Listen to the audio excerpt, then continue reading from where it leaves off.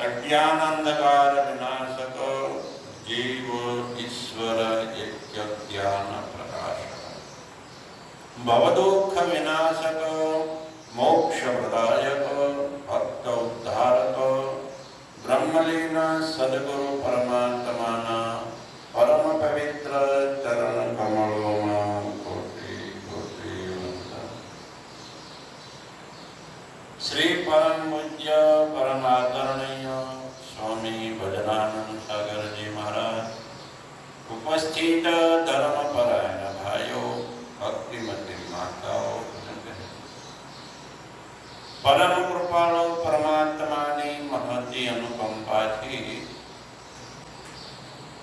पवित्र चातुर्मासनी अंदर आ मानव जीवन में આપણે આપણું કલ્યાણ કરવા માટે સત્સંગ શ્રવણ કરી રહ્યા છીએ। કાલના પ્રસંગની અંદર આપણે વિચાર કરી રહ્યા હતા કે બ્રહ્મની પ્રાપ્તિ કરવા માટે કયા સાધનોની આવશ્યકતા છે।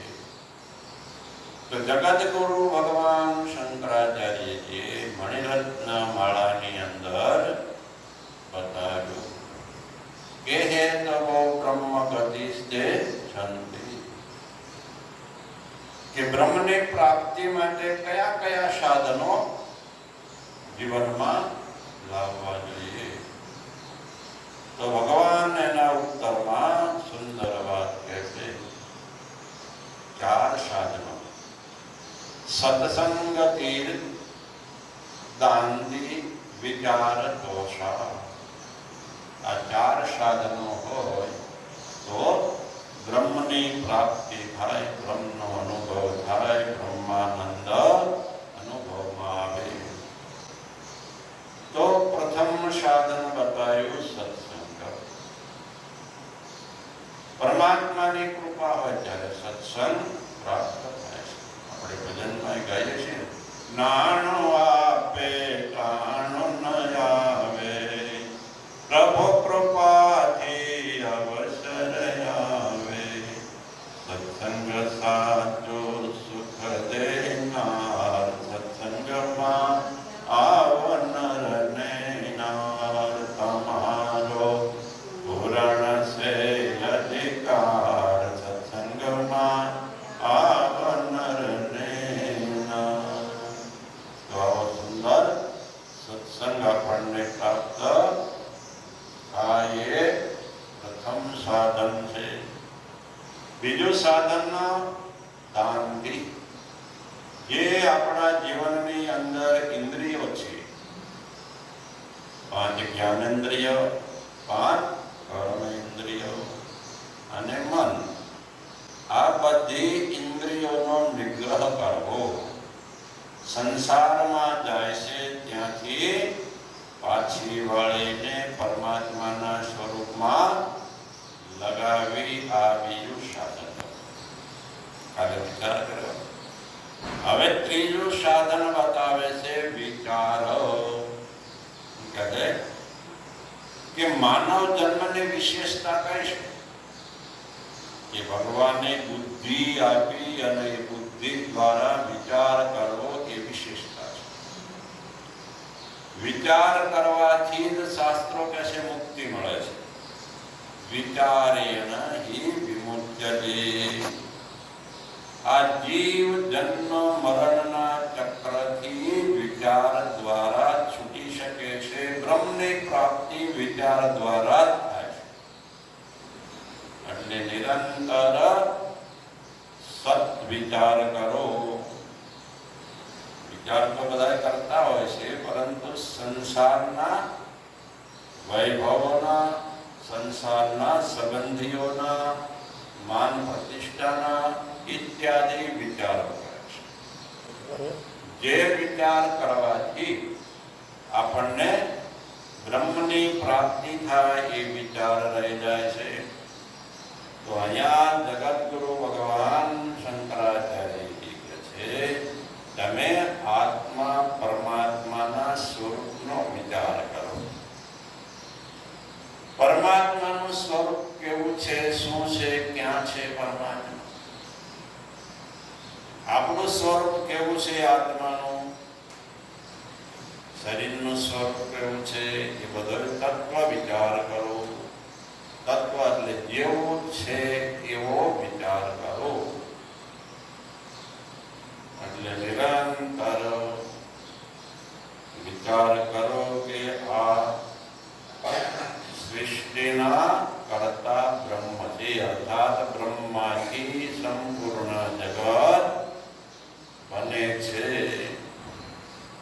એટલે સંપૂર્ણ જગતનું કારણ બ્રહ્મ છે અને જગત કાર્ય છે. એટલે કારણરૂપ બ્રહ્મ કાર્યરૂપી આખા જગતની અંદર વ્યાપક રૂપે રહે છે. ભાગવતની અંદર ભગવાન નારાયણ બ્રહ્માજીને ઉપદેશ આપતા ચતુશ્લોકી ઉપદેશની અંદર ચતુર્થ શ્લોકની અંદર બતાવે છે એતાવદેવ જિજ્ઞાસુ તત્વ જિજ્ઞાસુના અન્વય વ્યતિરેકાભ્યામ યત સ્યાત્ સર્વત્ર સર્વદા. કે અન્વય વ્યતિરેક છે વિચાર કરો. અન્વય એટલે યત સત્વે તત્ સત્વમ, કારણ સત્વે કાર્ય સત્વમ.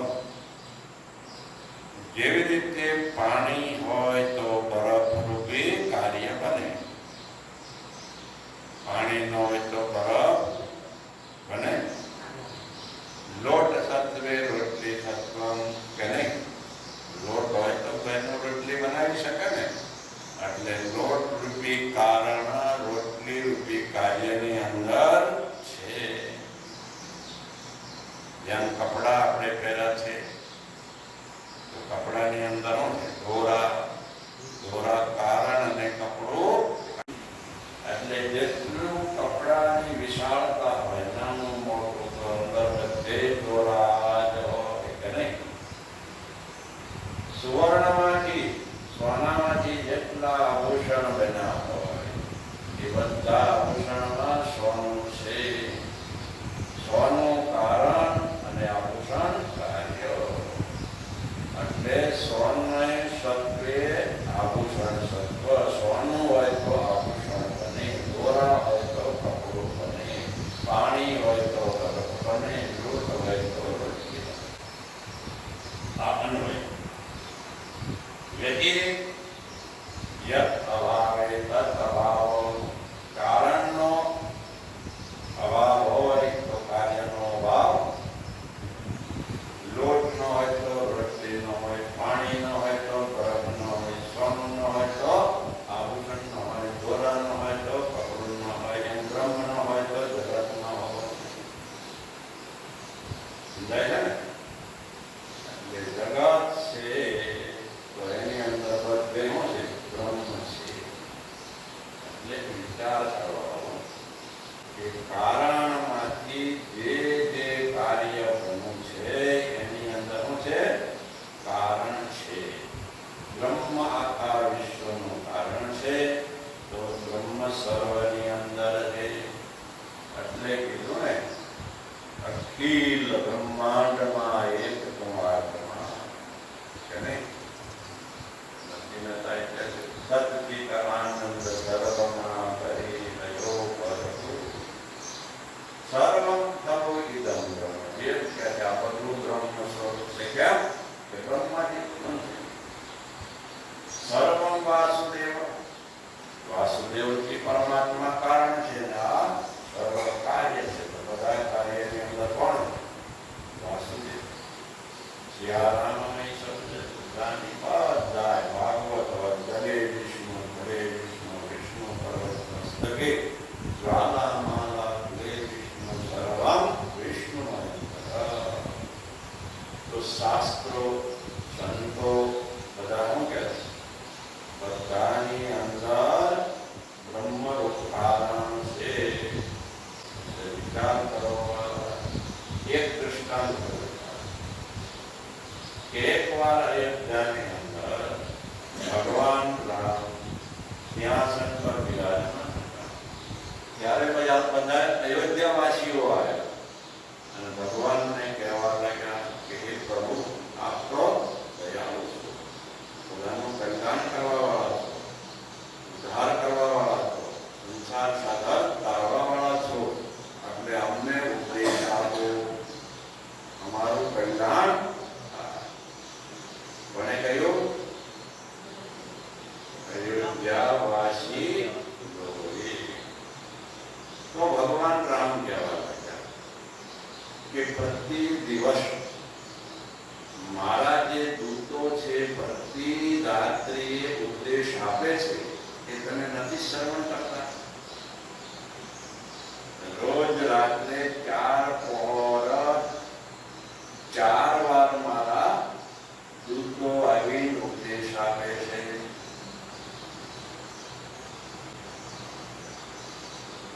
સાંભળીએ તો છીએ, પરંતુ અમને એમાં કઈ સમજણ પડતી નથી.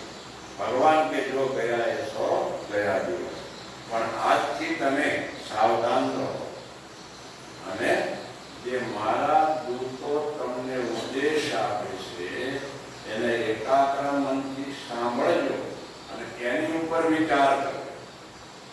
આપણે કહીએ છીએ ને, વિચારેણા એવ વિમુક્યતે. વિચારથી મુક્તિ મળે છે, વિચારથી બ્રહ્મ મળે છે.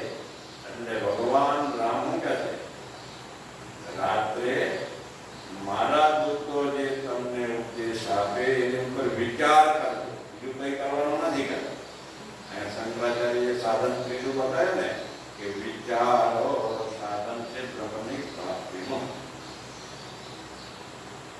બધા સારું, બધા પોતાના ઘરે ગયા, સાંજના ભોજન પાણી કર્યા, બધા ફળિયામાં કાંટો નાખી સાવધાન થઈને આજે સાંભળવા માટે એકાગ્ર મનથી વાત જોવે છે.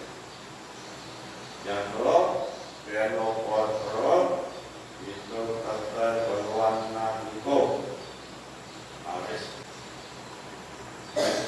કોઈ હાથી ઉપર બેઠા છે, નગારા વગાડે છે, હાથમાં દીવા છે, અસ્ત્ર શસ્ત્ર ધારણ કર્યા છે અને નગારા વાજિંદ્રો પીટતા જાય છે અને બોલે છે, સાવધાન સાવધાન, જાગતા રહો જાગતા રહો, હે નગરવાસીઓ જાગતા રહો.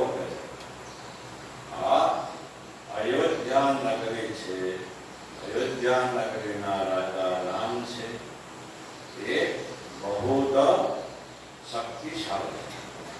એ છતાં બધાએ સાવધાન થઈને રાત્રિએ સૂર્યોને જાગતા રહો કહે છે. આ નગરીની દક્ષિણ દિશામાં એક ચોર રહે છે અને એ ચોરના કેટલાય દૂતો છે અને એ ગુપ્ત રૂપ છે મેળા કરતા હોય છે. અને અયોધ્યામાં પાછા ભગવાન રામ છે એટલે અહીંયા જે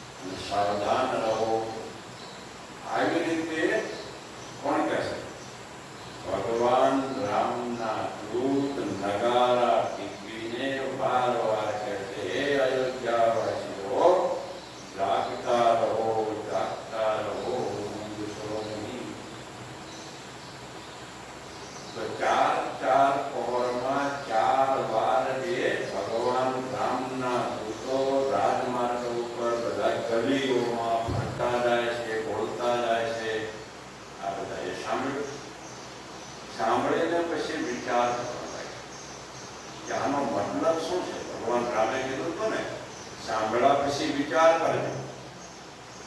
વિચાર કરવાને કે અયોધ્યામાં ને આપણું શરીર છે એ જ અયોધ્યા નગરી છે. વિચારવાનું અયોધ્યા કયું આપણું શરીર. જેમ અયોધ્યામાં 9 દરવાજા અને એક 10મો દરવાજો નાનો રાખેલો, એવી રીતે કે આ શરીર રૂપી આપણું અયોધ્યા છે, એમાં પણ 9 દરવાજા છે અને 10મો બ્રહ્મરંધ્ર રૂપી દરવાજો. અને એ અયોધ્યામાં ગણાય એના રક્ષક ભગવાને રાખ્યા હતા. એમાં અયોધ્યા રૂપી નગરીની અંદર પણ મહાન રક્ષક આખી રાત જાગતો રહેશે. અપરાધી શું કહે છે? મારો અપરાધ ક્ષમા કરો અને મને ઉપદેશ આપો જેથી મારું કલ્યાણ થાય. ભગવાન રામ કહે છે, હે માતા, એ બધું તો મારી ઈચ્છાથી થયું. તમારો કોઈ અપરાધ નથી.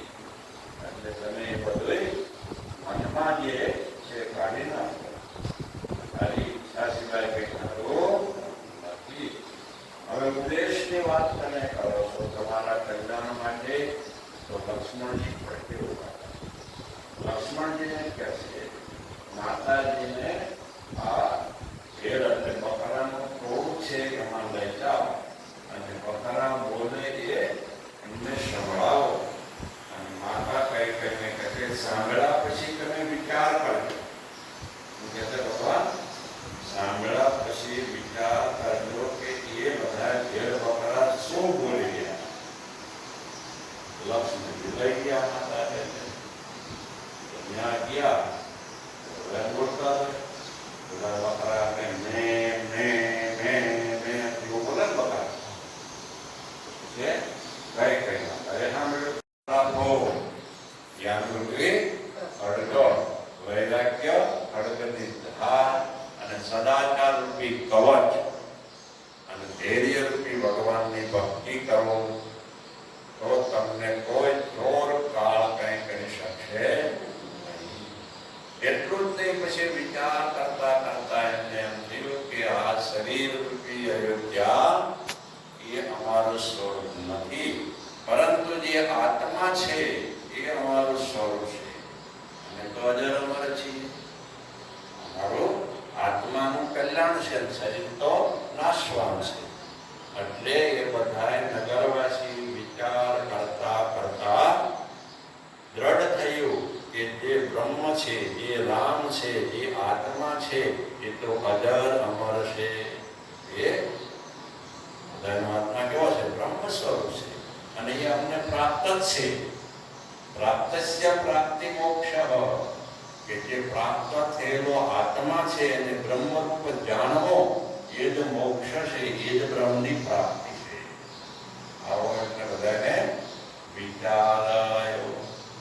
સવાર પડી, ભગવાન રામ પાસે ગયા, બધાએ નમસ્કાર કર્યા. પ્રભુ આપની કૃપાથી રોજ તો અને નગારા બધું સાંભળતા, એક બોલતા પણ ક્યારે વિચાર કરતા નહોતા. અને આજે આપની કૃપાથી અમે વિચાર કર્યો તો અમને દ્રઢ થઈ ગયું કે બ્રહ્મ બધાનું કારણ છે, બ્રહ્મ સર્વત્ર વ્યાપક છે. એટલે અમને બ્રહ્મ મળી ગયેલા છે અને બ્રહ્મ જ અમારું સ્વરૂપ છે. અમે કલ્યાણ સ્વરૂપ છીએ.